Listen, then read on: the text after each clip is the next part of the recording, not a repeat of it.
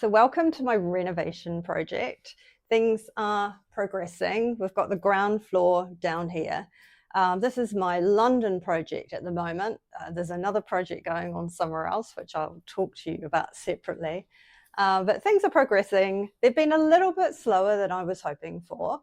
But I think probably because when I told my neighbours that I was going to be building onto the back of the house, they said, brilliant, why don't we do it as well? So that was great because it was very much now a collaborative thing, and it's great that we've been doing it together and we can help out each other, and the one builder's been doing both of the jobs. But it has slowed my renovation down because we've sort of been prioritising getting their work done first. But you'll see here we've pretty much opened up all of the ground floor. It's at the end there, that was a garage, so we've converted the garage and it's going to be a fully open space down here. We've built on a bit of an extension.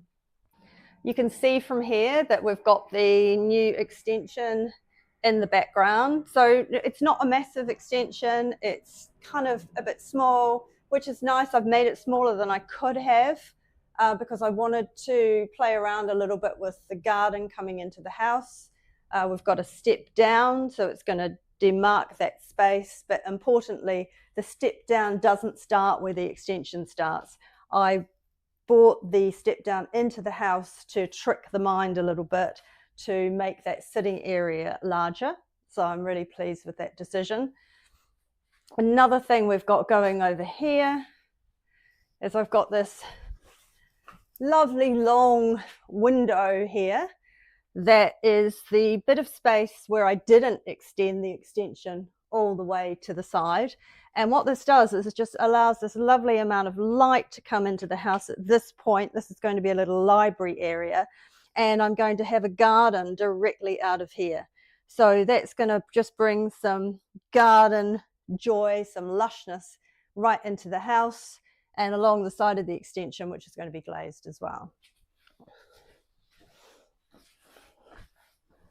So another thing I can show you, that's all the stuff under the stairs, is this is the garage area here. And what we can see with the garage area is we are insulating this entire wall.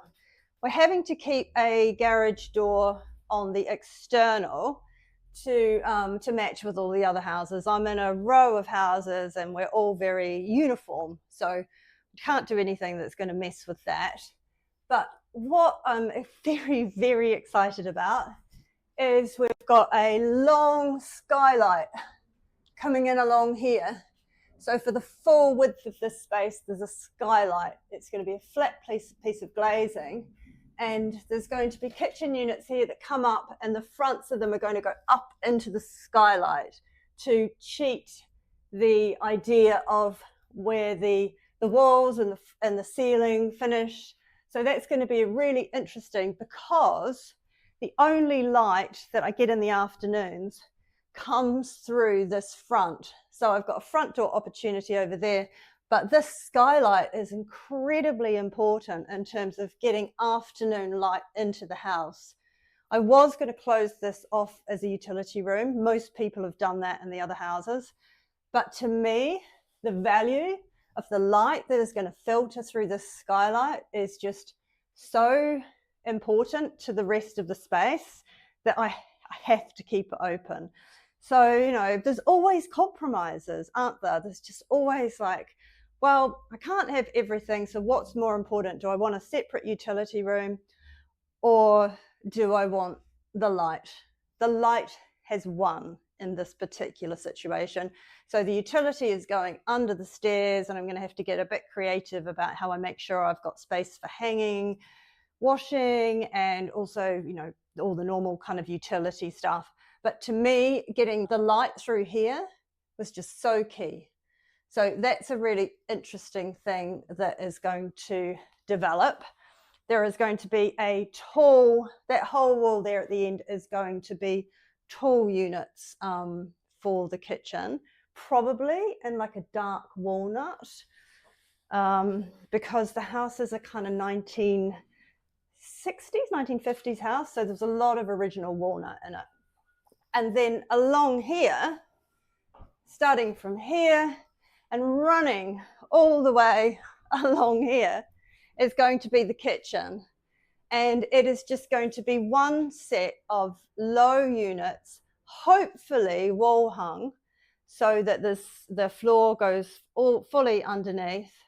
So one full set of wall hung units, nothing on the wall.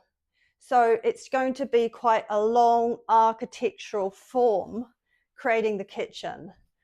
I'm thinking of doing everything kind of textural creams for the kitchen. So it'll look very unkitcheny, which is what I want. I'd like it to feel more like a kind of cafe than a kitchen. You might be able to tell I'm not a passionate chef. So I don't spend a lot of time cooking up a storm. So that's fine for me. And then the other thing that's going to happen in the middle of the room, if I can move that there, you'll see, is it's just going to be here. There is going to be a massive big table, a gathering table where we can sit and eat and chat and read and work and possibly even host clients in the future, where I can bring people in and we can have working sessions and workshops in this space. So in my head, the ground floor space of the London property is very much should feel like a kind of gallery, cafe, workshop space, which is just a reflection of the fact that I do think your home is about expressing who you are and what's important to you and how you want to live. And for me, my house is about my work. It's about my passion for design and building processes and workshopping and playing with materials and creating that kind of gallery workshop space feels absolutely right for me. So of course, I'm kind of keeping one eye on the future, and I know that this space could also work really well for families in the future when I eventually resell. And then the idea is what's going to happen is as you go upstairs, downstairs is going to feel more like a public place, not just in how I use it, but in the type of materials I use and the design of it. So it's going to almost feel, yeah, like a studio workshop gallery type vibe. Yeah. And then as you go upstairs, it's going to become more kind of relaxed, luxurious and more residential. And it's almost going to feel like, in my mind anyway, I'm living in an apartment above my workshop / studio. So that's the kind of overall vision and vibe for the space. Super excited. It is, these things take time. Sometimes I have to be patient, remind myself patience, and it will get there. But the vision really hasn't changed. The vision has stayed the same since from when before I bought the property.